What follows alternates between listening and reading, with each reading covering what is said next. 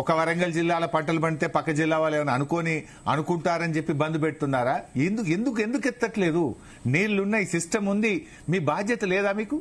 Season వస్తుంటే వర్షాకాలం కంటే ముందు సిస్టమ్స్ అన్ని ఇంటాక్ట్, మోటార్లన్నీ ఉన్నాయా లేవా అన్ని చూసుకునే బాధ్యత గవర్నమెంట్ కు, ఇంజనీర్లకు లేదా? అది వాళ్ళు చెప్పాలి. మొన్న 7 నడిచినాయి, ఇవాళ 5కి వచ్చింది. మళ్ళా కావాలనే బంద్ చేసింది. ఇప్పుడు ఎలినినో అని చెప్పి 6 పంటలు వేసుకోండి, పంటలు వేయద్దంటున్నారు. నీళ్లున్న దేవాదులలో, నీళ్లున్న వరంగల్ జిల్లాలో ఎందుకు నీళ్లు ఎత్తడం లేదు? 16 రిజర్వాయర్లు, దాదాపు 16 టీఎంసీల నీళ్లు నింపుకునే అవకాశం ఉంది.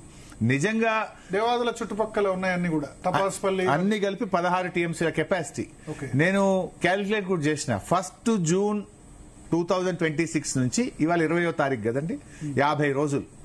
ఈ 50 రోజుల్లో మీకు ఉన్న అవకాశం 2300 క్యూసెక్కులు ఒక రోజు చొప్పున ఎత్తితే 11.23 టీఎంసీల నీళ్లు ఎత్తే అవకాశం ఉంది.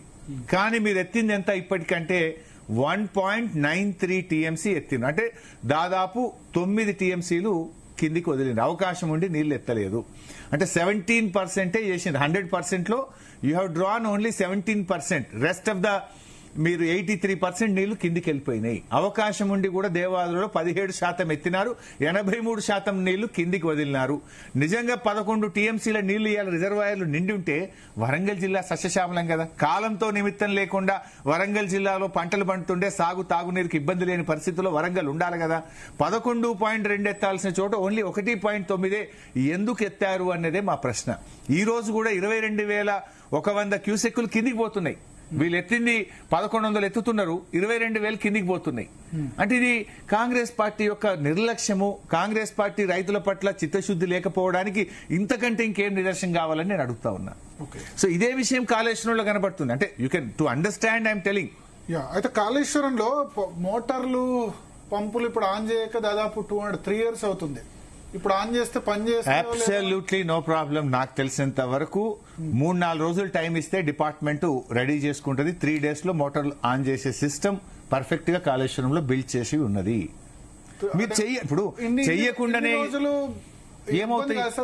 ఏ ఇబ్బంది కాదు. There are genuine brand new motors. అవి 3-4 సంవత్సరాలు అద్భుతంగా పనిచేసినాయి. మునిగినట్టున్నాయి కదా అప్పుడు 28 అది ఆ 28 లక్షల ఫ్లడ్ వచ్చినప్పుడు ఒక్క కన్నేపల్లి పంప్ హౌస్ లో నీళ్లు వచ్చినాయి. వితిన్ 2 months ₹1 ప్రభుత్వం మీద ఖర్చు లేకుండా, వారంటీ పీరియడ్ ఉంది కనుక అప్పుడున్న కాంట్రాక్టరే వాళ్ళ సొంత డబ్బులతో వితిన్ 1.5-2 months లో రిపేర్ చేసిండు. ₹1 కూడా గవర్నమెంట్ మీద బర్డెన్ పడలే. వారంటీ పీరియడ్ ఇప్పటికి కూడా వారంటీ పీరియడే ఉంది. ఇంకా ఐ థింక్ నాకు సబ్జెక్ట్ టు కరెక్షన్. ఇక్కడ ఒక్క నిమిషం మేడిగడ్డ సార్, ఇప్పుడు కన్నెపల్లి చెప్పారు, కన్నెపల్లి పంపులను వెంటనే ఆన్ చేయాలని మీరు చెప్తున్నారు కదా.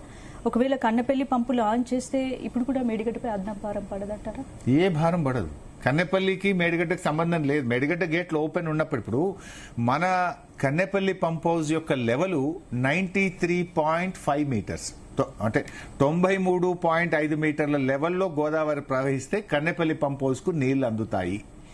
1,00,000 క్యూసెక్కుల వరద వచ్చినప్పుడు 97.5 మీటర్ల లెవెల్ ఉంటుంది. ఏది కన్నెపల్లి పంప్ హౌస్ దగ్గర. అంటే నీ అవసరం కంటే 4 మీటర్లు ఎక్కువే ఉంటుంది. ఇప్పుడు మీకు 16,000 పోయినప్పుడు కూడా 94-95 లెవెల్ నడుస్తుంటుంది, సబ్జెక్ట్ టు 1% అట్ ఈ టైమ్, నాట్ ఇంజనీర్. బట్ మీకు 16,000 పోయినప్పుడు 3 టీఎంసీలు ఎత్తలేకపోవచ్చు.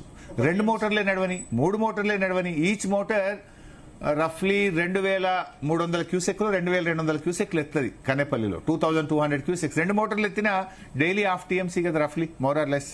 కానీ మోటార్లు పొద్దున ఆన్ చేసి సాయంత్రం బంద్ చేస్తే కూడా అది తప్పది. అట్లా చేయకూడదు. నేను కూడా గతంలో చెప్పాను. నీకు రౌండ్ ద క్లాక్ నడుస్తుంది. గోదావరి ఇప్పుడు ఈ నిమిషానికి మీకు ఎంత పోతుందండి? 16,620 పోతుంది.